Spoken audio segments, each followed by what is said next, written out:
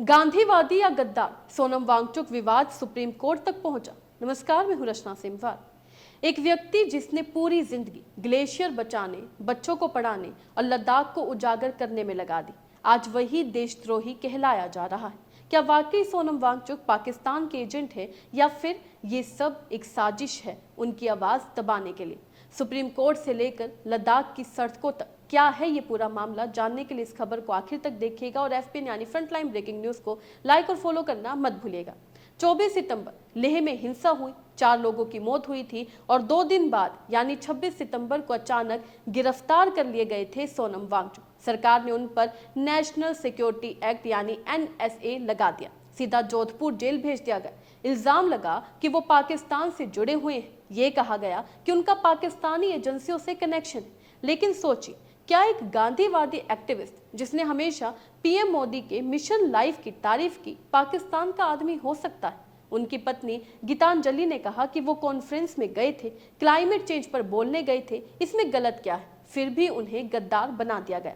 सवाल उठता है, क्या सरकार इस आंदोलन से डर गई है और इसलिए आंदोलन की मुख्य आवाज को बंद करने की कोशिश कर रही? और अब इस पूरे मामले में फिर से एंट्री हुई है सोनम वांगचुक की पत्नी की। उन्होंने कहा कि जब सरकार ने चुप्पी साध ली, राष्ट्रपति और प्रधानमंत्री को लिखे पत्र अनसुने रह गए, तब उन्होंने सुप्रीम कोर्ट का दरवाजा खटखटाया है। उनका आरोप साफ है कि 1 हफ्ता हो गया, अभी तक डिटेंशन ऑर्डर की कॉपी तक नहीं मिली। ये सीधा नियमों का उल्लंघन है। सोचिए, एक गांधीवादी एक्टिविस्ट को टेररिस्ट की तरह ट्रीट किया जा रहा है। गीतांजलि कहती है ये मूवमेंट को कुचलने की साजिश है। 6th शेड्यूल और फुल स्टेटहुड की मांग दबाने के लिए सोनम को बदनाम किया जा रहा है। अब सुप्रीम कोर्ट में ये मामला और भी गर्मा सकता है। सबसे पहले आप भी सुनिए सोनम वांगचुक की पत्नी ने प्रेस कॉन्फ्रेंस करते हुए क्या कुछ कहा था। सोनम ने पाकिस्तान में जाके एक कॉन्फ्रेंस किया।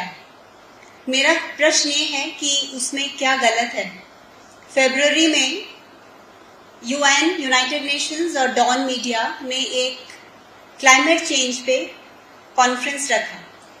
ये हमें पता है कि हिंदुकुश हिमालय 8 कंट्रीज को टच करते हैं, जो 3rd पोल कहलाया जाता है।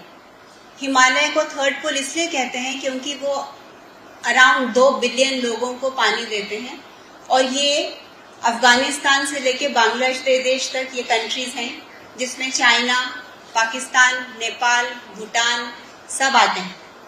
तो बहुत सारे ऐसे इनिशिएटिव्स हैं, जैसे इसी मोड जो काठमांडू में स्थित है, जिसके हम कंसोर्शियम पार्टनर्स हैं।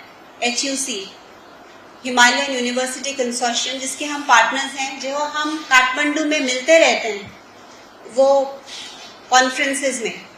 तो इसमें कुछ गलत नहीं था कि उन्होंने वो जो मीटिंग्स की, बल्कि वहां पर स्टेज से उन्होंने प्राइम मिनिस्टर मोदी के मिशन लाइफ की सराहना की, जो कि ह्यूमन बीइंग्स को, भारतीयों को ये कहता है कि कैसे हम बिहेवियर चेंज करें ताकि हम क्लाइमेट चेंज पे वो काम कर सकें।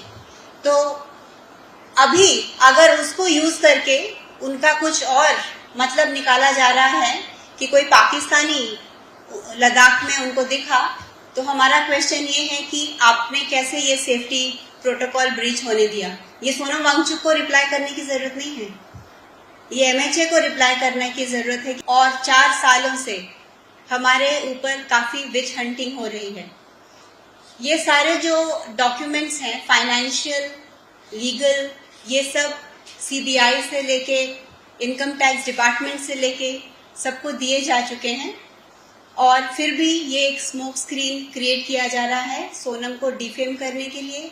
तो सुना आपने। बता दें, इस पूरे कंट्रोवर्सी ने एक ट्रेजिक टर्न तब लिया जब 1 अक्टूबर को सोनम वांगचुक के करीबी सहयोगी स्टैनजिन दोरजे ने आत्महत्या कर ली। स्टैनजिन दोरजे, जो बीजेपी युवा मोर्चा के पूर्व सदस्य थे लेकिन बाद में आंदोलन से जुड़े थे, वह सोनम वांगचुक की गिरफ्तारी से गहरे सदमे में थे। जब उनके नेता को गद्दार कहा गया तो उन्होंने अपनी जिंदगी ही खत्म कर ली। ये डेथ सिर्फ एक सुसाइड नहीं है, ये पूरे आंदोलन के लिए एक शोक सिंबल बन गए।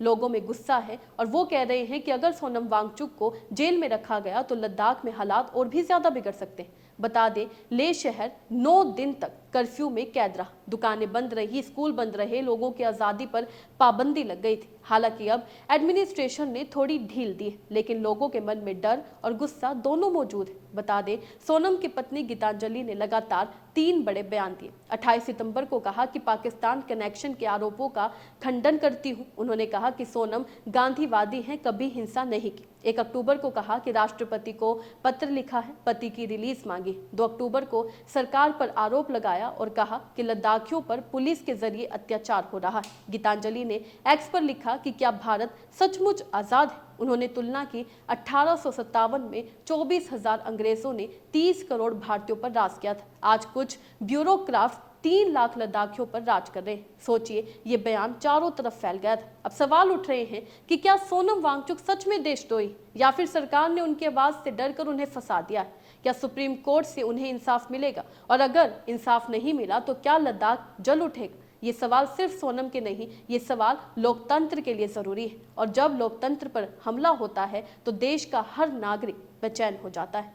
सोनम वांगचुक जेल में है, उनकी पत्नी सुप्रीम कोर्ट में है और उनका आंदोलन सड़कों पर है। अब देखना होगा ये विवाद कहां तक जाएगा। आपको क्या लगता है? अपने राय कमेंट में लिखकर जरूर बताइएगा। इसी तरीके से देश और दुनिया से जुड़ी हर छोटी सी बड़ी अपडेट के लिए FPN यानी फ्रंटलाइन ब्रेकिंग न्यूज को लाइक और फॉलो करना मत भूलिएगा।